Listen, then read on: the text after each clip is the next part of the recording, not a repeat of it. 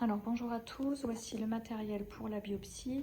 Donc vous avez l'axillo-adrénaliné, là je vais prendre un punch numéro 4, donc un plateau et le liquide qui est fourni par le labo d'Anapat. Voilà, donc là on va biopsier une lésion rosée unique solitaire sur le bras de ce patient.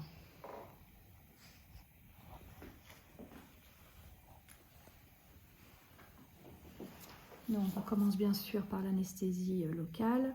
Vous vous assurez qu'il n'y a pas de sang dans le retour. Ça va monsieur? Vous avez le droit de vous plaindre. Hein. Ça va, vous gardez le sourire.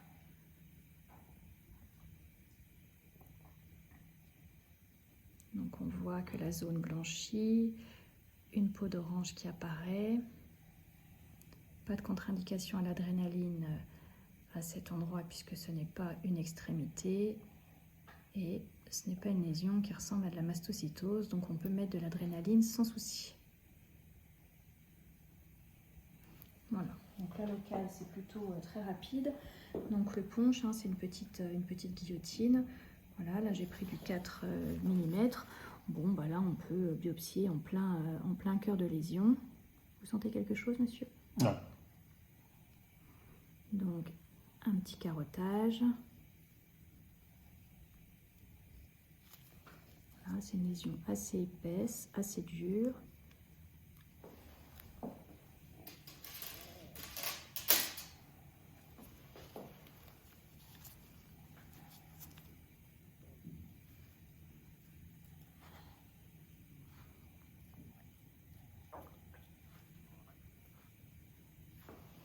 Mettez tout de suite dans le flacon pour ne pas perdre l'échantillon, ça c'est très important. Numérotez vos flacons si vous faites plusieurs biopsies. Là, il n'y en a qu'une. Alors la fermeture, en fait il faut tenter. Moi je referme systématiquement mes punches. Je dis il faut tenter parce que si le tissu est pathologique, en fait ça peut être un petit peu mou comme dans du beurre. Donc des fois il faut prendre un petit peu plus largement. Donc vous voyez quand vous serrez votre poing, si ça tient ou si ça ne tient pas. Donc là, ça a l'air de tenir, mais les tissus peuvent se déchirer, surtout si vous biopsiez un carcinome basocellulaire ou un carcinome épidermoïde. Mais là, c'est nickel, ça tient.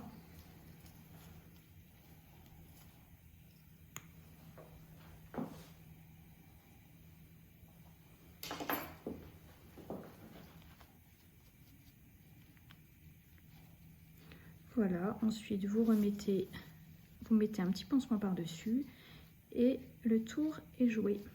Merci à vous, monsieur.